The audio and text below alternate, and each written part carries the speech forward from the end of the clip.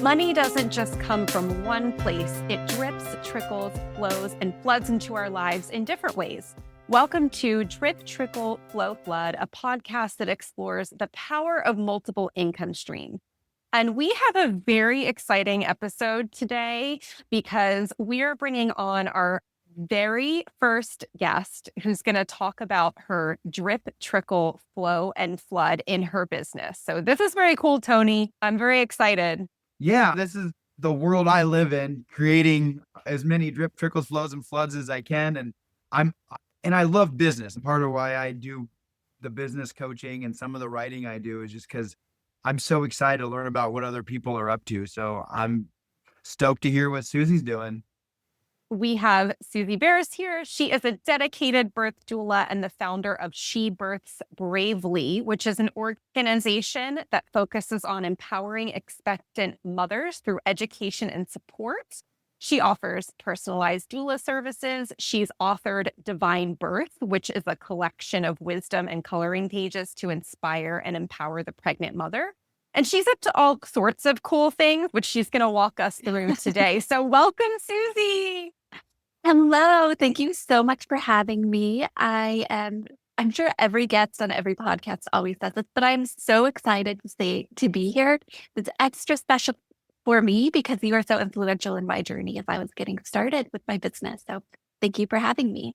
Thank you. And I appreciate that. That's so sweet. I want to know a little bit. Let's just kick off with how you got into this work, because this is really powerful work that you're doing.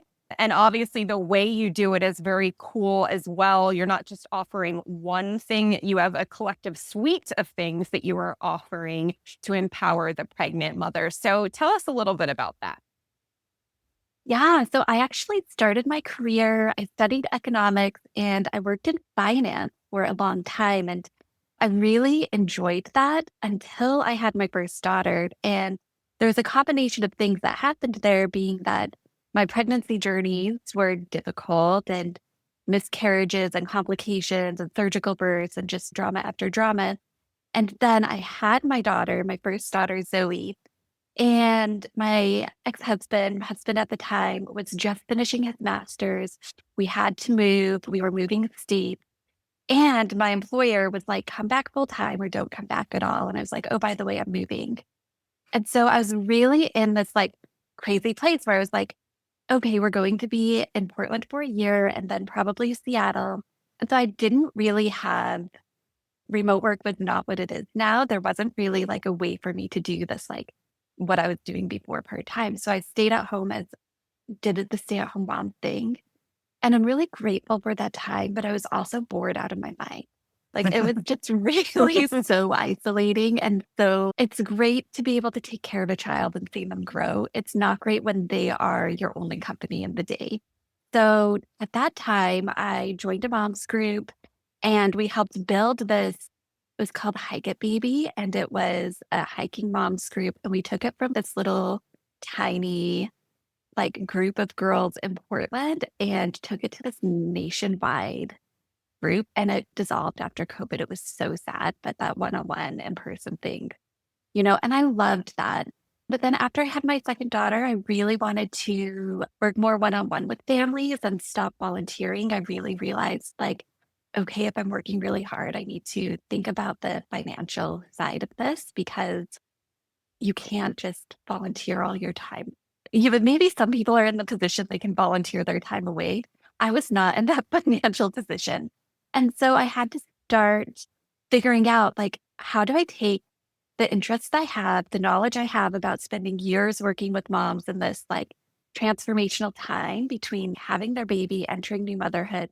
And so then I took my doula training. And I also, at that time, signed up for B School through your affiliate program, which was called Obsessed, which was way better than B School, by the way. That's not surprising. I know it's not knowing who Melissa is and your passion for life. And I really learned through that time of becoming an entrepreneur and thinking I'm going to build my own thing takes you on so many journeys. And I'm a little bit ADHD, so I have a lot of passion. And being able to swirl all the things that I love together and create different offerings and different products and grow my business in different ways really has brought me financial freedom as an individual and a mother and a provider in my family, and also allowed me to do work that is meaningful and powerful and creative and fun. When I look back to when I was in like the little corporate girly, I did enjoy my life then, but it definitely did not have the joy and the fun and the creativity that I have now. Wow, that's an amazing journey. Yeah, man, you covered on a lot of really awesome stuff just in that description of how you've got to where you are.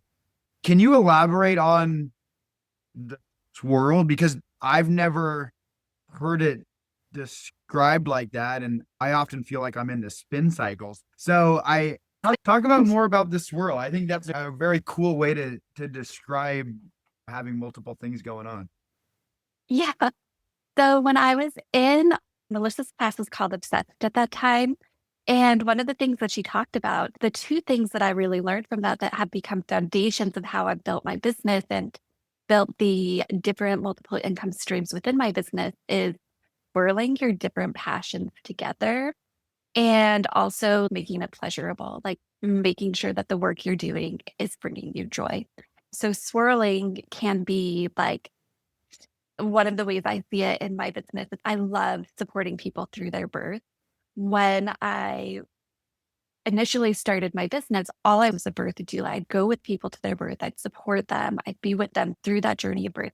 But then I started noticing when I would check up on people a week, 2 weeks later, they were in the newborn crisis. Like a lot of people go through pregnancy and birth, and some people come home to these beautiful, like blissful cocoons, like joyful periods. And some people just like drown in that newborn phase.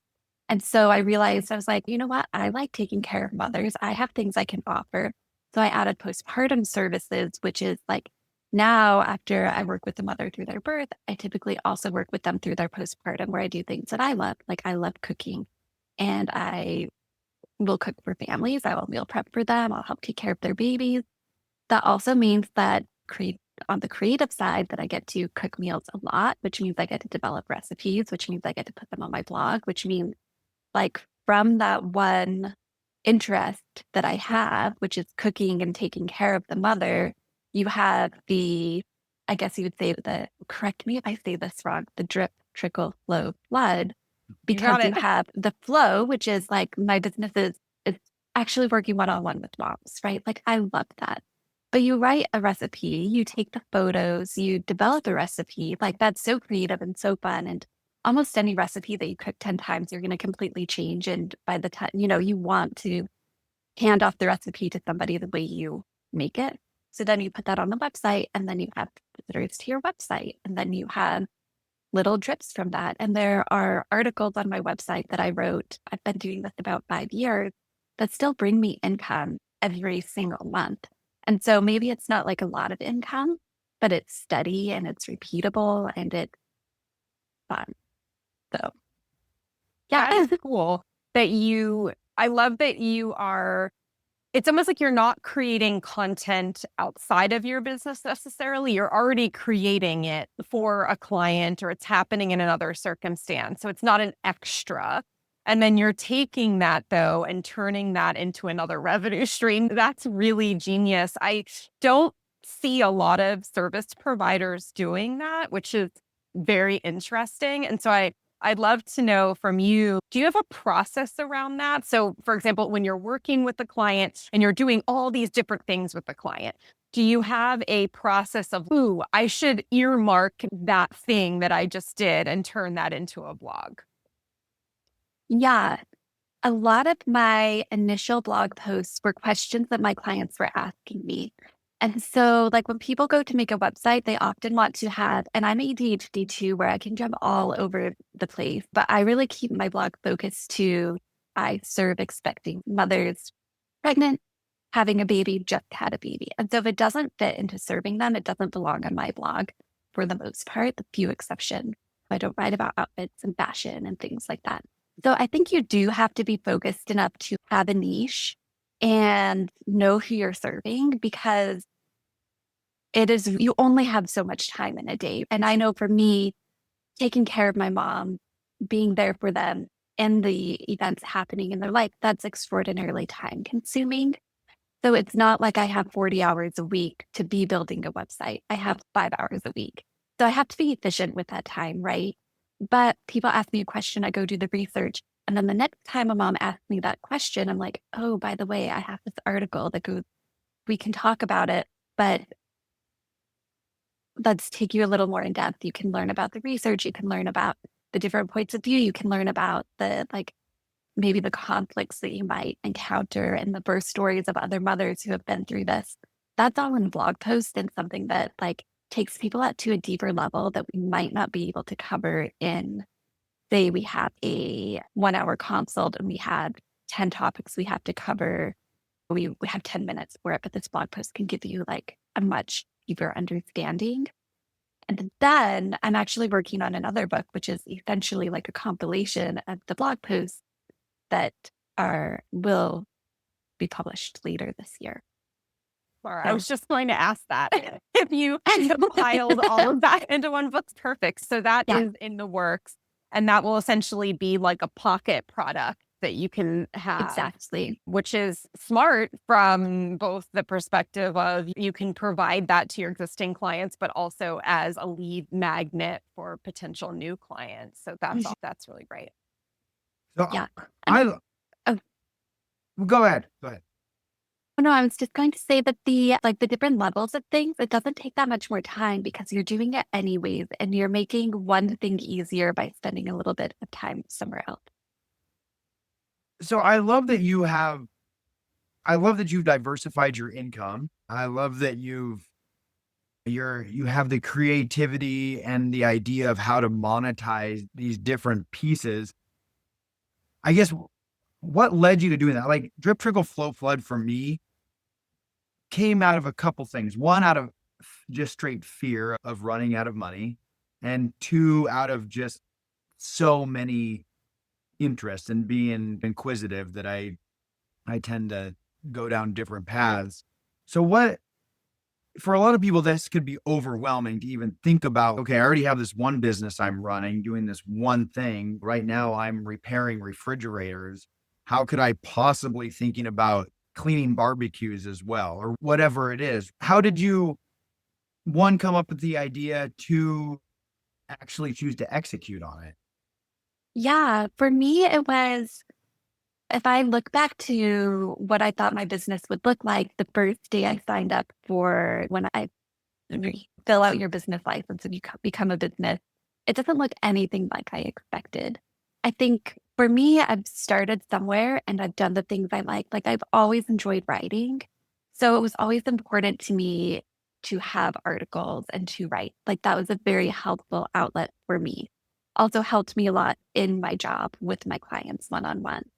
And other than that, things evolve. Like you start working with somebody and you realize, oh, my package is good, but it would be better if it was like this. And so 3 months later, you like change your package, you change your pricing, you change your website a little bit, and you add something different. And then you do that for a little while and you're like, oh, but you know what else it needs? And you add something else.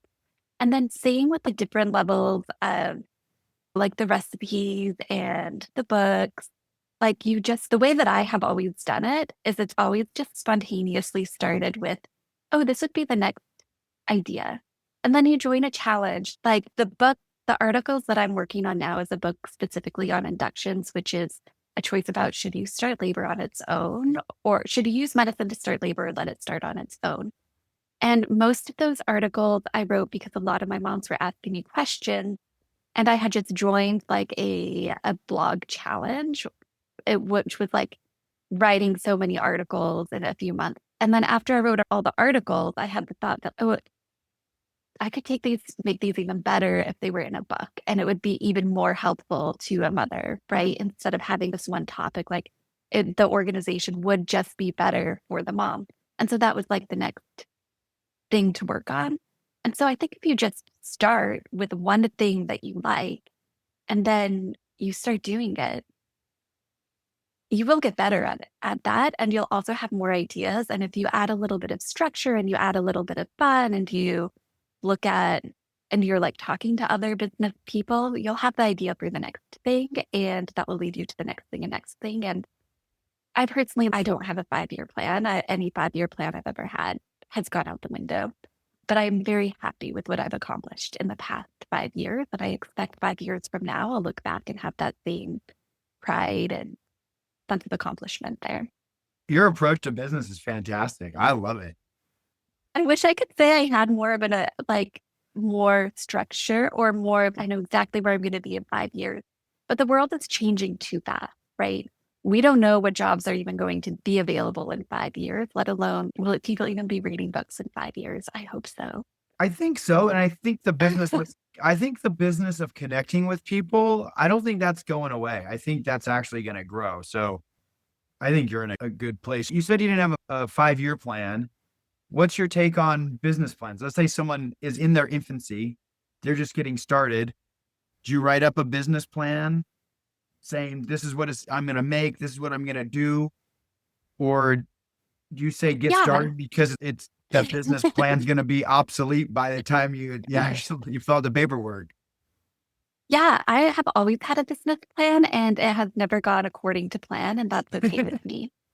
So I would say you have to know what you're going to offer people, right? So if you don't know what you're going to offer, and you also have to know through different periods of my entrepreneurship journey, I went through a divorce. I had to provide for 2 young kids while also childcare here in Seattle is like $3,000 to $4,000 a month if you want like 9 to 5 care. That was not like a reality. And we went through COVID where there was like no school. So like you're juggling a lot of things and you need to know your numbers. Like at those times, I still had to pay my bills. And so I had to know, okay, I have to attend this amount of births so that I can pay rent and feed my kid. And they're also gymnasts, which they've started and stopped based on COVID, like to cover the necessities. But beyond that, like as you're looking at your numbers, sometimes you're like, okay, I've got to make more money. How do I do that? And then you're like, okay, I've got to change my package because I only can work with this amount of moms before I start running into these problems of 2 moms in labor at the same time. I can't take more moms. So how do I do more for each mom that I'm with? So you will run into problems and then you solve the problem and you're like, it's better for everyone in the picture and just got a bigger cake instead of a different slice of the cake. That's a great way to put it. And it sounds like, Suzzie, you've had to make a number of pivots in your business, which is normal, right? Entrepreneurial is Yeah. like a roller coaster, although I think lots of people don't realize that when they enter into it. Given that you've made a number of pivots, those that you just shared, and probably many that you haven't had a chance to share, what helps you move through that though? Like what helps you move through that roller coaster? Do you have a certain mindset around that? Just share some wisdom with our audience because I know that's a big pain point for people. Yeah. When I started my business, I had the expectation that everyone around me that started a business was wildly successful from the day they started. And I guess I'll talk about this when I signed up for B School because I signed up with B School and there was a lot of advertising around that of all these people who made 6 figures their first month, who were having 10-figure months, like making $20,000 a month. And so you go, I think a lot of entrepreneurs, people starting out, have this expectation that you will be successful from the get go. And my observation is that's not true. That most people, you develop a lot of resilience through the process and it gets more and more fun as you go, but you are going to encounter bumps along the way. And it's important to talk about that because I look at the doula births, the group that started with me at B School. I remember we did a meetup here in Seattle and there were probably about 45 people there. We went down to the Starbucks Reserve, which is this really cool place, literally filled the entire place. Like there was nobody there that wasn't from this B School meetup. 2 weeks later, we did it again and there were 5 of us. So it was insane. And then the 5 of us, we stayed really close through the next few years as we all launched our businesses. And so, yeah, I think it is important to know that there are going to be messy periods where if you're leaving corporate, you're going to run into like, how do I do both? Because this one's not quite big enough yet to support me and I still need that income. Or I haven't thought through my packages or got my marketing in place or got my referral network big enough that I can really sustain this. So I think it's important to recognize that exists and to decide, do you have the resilience? Do you have the creativity? Do you have the passion for what you're doing? If you are, keep going, keep trying, and you can and will build something bigger. But time is a factor that you can't. Effort over time is way different than just effort in a moment. I think that's so good because there are so many people that think that being an entrepreneur just means happy hour and driving around in a Mercedes or something. And that's not the reality of it. Being an entrepreneur is a lot of lonely time staring at your computer all by yourself, putting in extra time, learning to do things that you didn't know how to do. And I think there is this perception that these big businesses, and I'm not talking like giant businesses, I'm talking about local entrepreneurs that have a sizable company and they grow really quickly and this and that. Mhm. But there's also a big difference between that perception and maybe even revenue and profit. And I don't think that gets talked about that much. People see these companies that they think are thriving, and sometimes you pull back that curtain and they're losing money every month or year or whatever. And maybe their employees aren't happy, or maybe their customers aren't happy. And so Mhm. I love the way that you're talking about building a business, that it really is this, even someone that you say you have ADHD. I'm a very hyper person, but there has to be a methodical approach to growing the business, growing the income streams, and doing those pieces. It's not just poof, you start an LLC and get a website, and next thing you know, the money starts flowing in. And just that admission is a pretty powerful thing for people to know that. And that's why sometimes it is a side hustle that grows into a business or whatever. It doesn't always happen quickly. I'd say more often than not, it doesn't happen quickly. Yeah. And And like you you learn a said, lot too. Yeah. Susie, I thought you made a great point about what we assume from what we see out there is we assume up front when we're new to this that other business owners are so successful, or maybe like they're creating content that looks that way. There's this thing years Mhm. ago, I remember I was I'll give you a little behind. This is a Drip Trickle Flow Flood exclusive. I was at a conference years ago that was like a bunch of online marketers and one person who tended to make a lot of content about this wealthy life, multiple seven-figure life that they lived, rented a Lamborghini and pretended it was theirs and made a People bunch do that all the of time.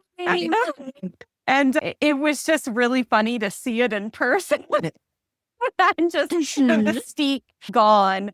And yeah, and so there's that saying that don't compare your behind the scenes to somebody else's highlight reel. And Yeah. we do not know Mhm. what the backstage of somebody else's business is.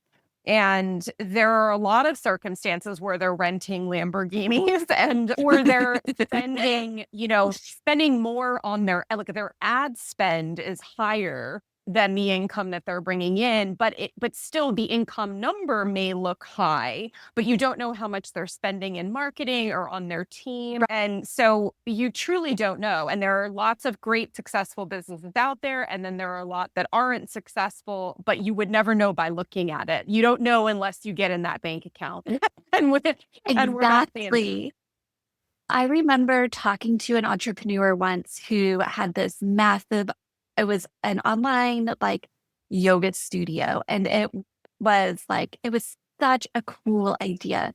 And then I was talking to her, we had got out to lunch and we were talking business. And she was like, Susie, like, I made $100,000 this month.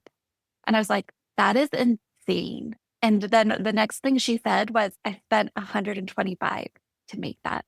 So even though she had this massive number that like Yes, you go on a website and you talk about how successful you are. What did it cost to get there? One of my philosophies is that like I always invest in my business. I have always invested in my growth and my education and building structures.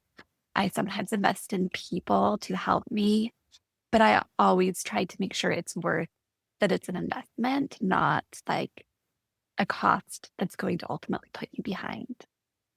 Yeah, it seems like you have a bit of a lean mentality when it comes to business. And I think that's not always remembered. That's an important thing, that your business is supposed to be profitable, and having that lean mentality of I'm going to spend the money the right ways.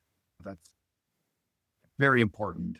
That I'm going to Have do my certain business. things that you do for that, Susie? So, like when you are considering an investment, whether in a person or marketing, are there certain clarifying questions you ask yourself, or what does that look like? Sometimes it's just trial and error. Like I do have an online childbirth class, which I get incredible feedback from my students, but the marketing of it is too expensive. Like I have put money into Facebook ads and I've spent 10,000 this month. I made 10,000, like exactly like my friend did. And so after I did that for a few months, I was like, okay, this is not paying off. Everybody I know that is making big numbers by following this strategy is actually not coming out ahead. Everyone, if you break even, you're like, and it's a lot of work and a lot of emotional stress. And so that was not worth it for me anymore. So I have that. This was the place where I thought that would be like one of my biggest because I had such a passion for childbirth education and it like keeps moms so much safer in labor. It reduces cesarean sections so much. And yet it's not profitable. So even though I believe in it, it's not where I focus most of my energy. So I still have it. It's still a couple people a month that drip through it, but it's not the massive thing that I thought it would be. And maybe it will someday. But I have problems there that I'm working through where I'm like, I haven't found the right solution yet. So for me, it's really trial and error and then being willing to say, I made a mistake, this is not going to work out. But that thing seems to be working. So I'll do that. And So, that's how so I I want do to it. talk about kind of what you're talking about here of doing the things that work so that you can be profitable. You were volunteering before you got into this business and realized that you needed to make money. I ran a nonprofit for a while. My friend and I started it and basically put on events like mud runs and basketball tournaments and things. And the money we made, we just gave away, and nobody was making any money Mhm. off. Success was almost it was its own demise. It got so big that we couldn't run it anymore as unpaid people. And so we ended up having to shutter the doors.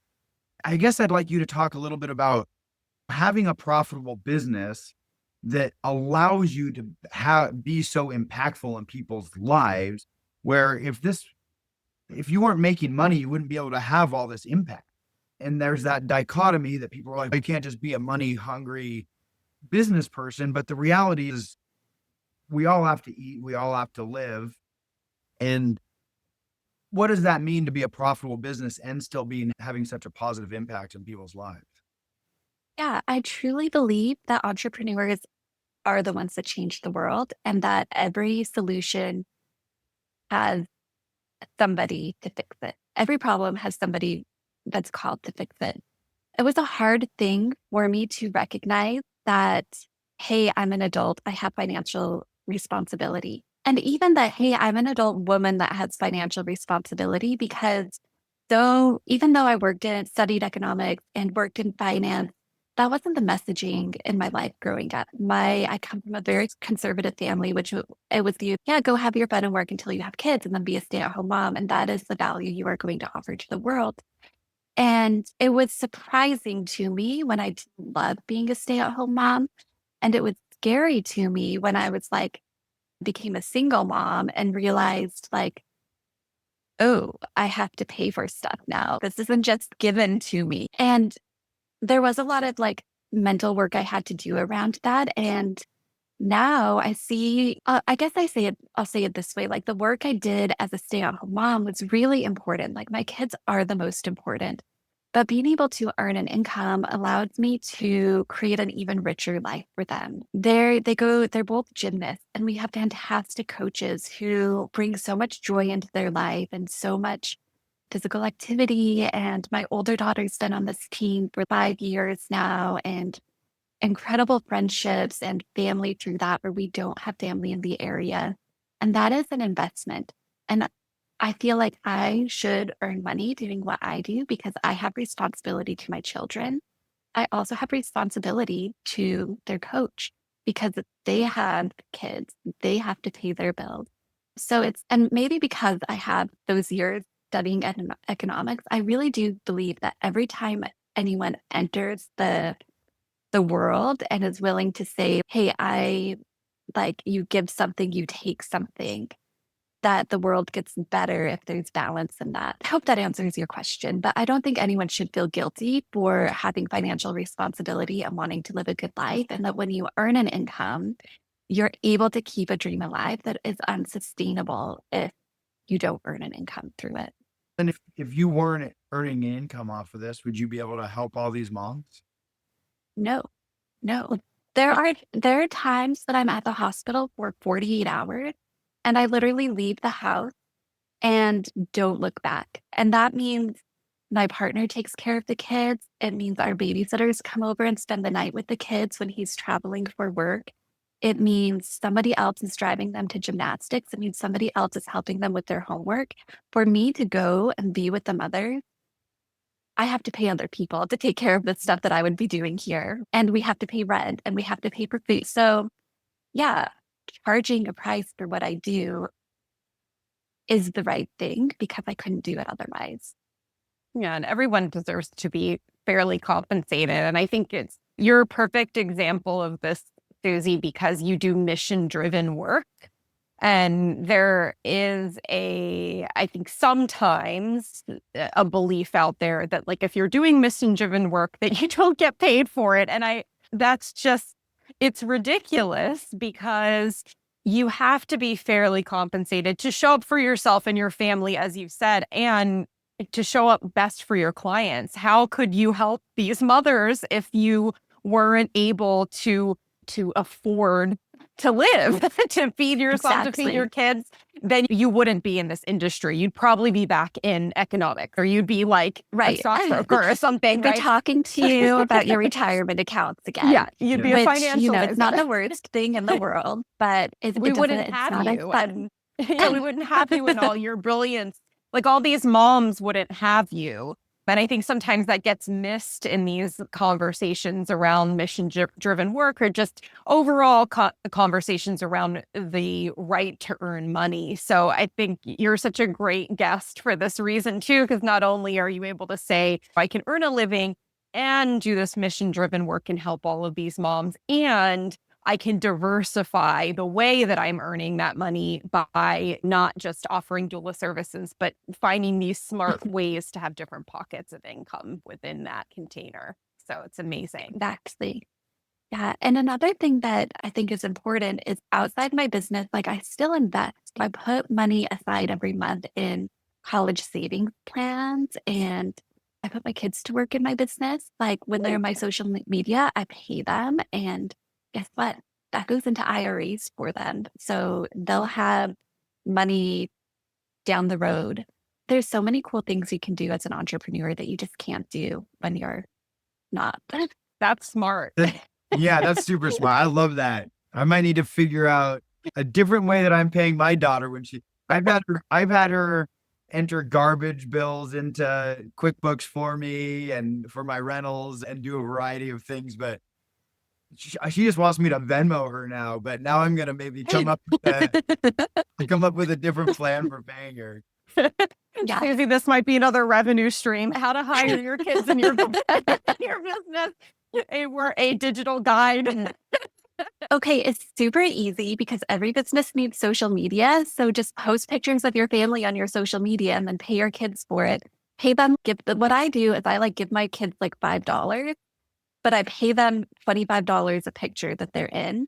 And so the other 20, I just put in a retirement or 529. They don't know I handle the taxes, but they get their $5. They're happy with that. And then they have something.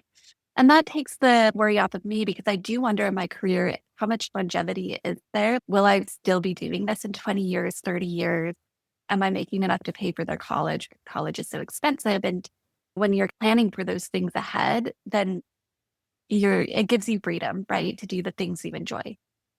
This is the first time Suzzie and I have ever spoke. I am so impressed with you. Your temperament is so calm, and the way you phrase stuff and the knowledge that is coming out of your mouth is really impressive. It's pretty awesome. I don't know. I mean, I'm sure you are fantastic at what you are doing. I don't think it would have mattered what business you started. I think you would have crushed no matter whatever it was. I think you would have crushed whatever you went into. Thank you. I'm glad I found something that I love. Yeah, absolutely. I hope that for everybody. Yeah. Yeah, And that's now I'm pretty thinking, powerful. Tony, you have no excuse not to do your social media, which I know. because I'm like, wait, now we just solved the problem about Tony's I'm- visibility on social media because now That's the story. I'm so bad at all that. I'm so inconsistent. It's okay. You don't have to be consistent with social media. That's another thing that I learned is that you don't have to be consistent with everything. Like my blogs, there are times I write lots of articles and times I write none. But there's times of social media I post consistently and times where I'm only in the stories or only making reels, or it's okay. It all works out eventually. Like you don't have to be perfect at everything as long as you've got your main thing going. Yeah. And I think that's good. I think the way you've designed your business with your drip trickle flows and floods and diversifying that gives you that flexibility that you're not relying on just one thing. And if that one thing doesn't go well, like your Facebook ad sales, then all right, I guess I better go back to that Starbucks I had my meeting at, see if they'll give me a job. Yep. I've had moments where I thought that before. I feel like we all do. The difference between 1 year in and 5 years. I've definitely had moments where I was like longingly staring at the barista at the little coffee cart. I really want that job. Yeah. Everything's terrible. I just want to pour people coffee and make them happy. But I know. this is so great, Suzzie. We so appreciate you coming on. I've taken up a lot of your time, but is there anything else that you want to share with our audience around building up a business, just in general? I know you brought up what feels like a rich life for you. So anything you want to share? I just want to say thank you for creating this philosophy because I think it lays out like all the different ways like parts of the business go together, and that I would just encourage people to really dive into looking at what your drip, trickle, flood, and flows are. Sent them backwards. Nope. Close it up. Yay for Tony. Tony is a magical being who created the. You guys are speaking very nicely about me. Will you both call my wife and daughter later and remind them? Yes, I'll text Lindsay right now. But thank you so much, Suzzie. You have so much wisdom to share, and I'm excited. We'll definitely share all of Suzzie's links to what she offers in our show notes so that you can check her out and follow her. And with that said, thanks everybody for listening and joining us today. If you like this episode, please give us a rating or a review on your favorite podcast platform. And we'll see you in our next episode of Drip, Trickle, Flow, Flood. Thanks, everyone.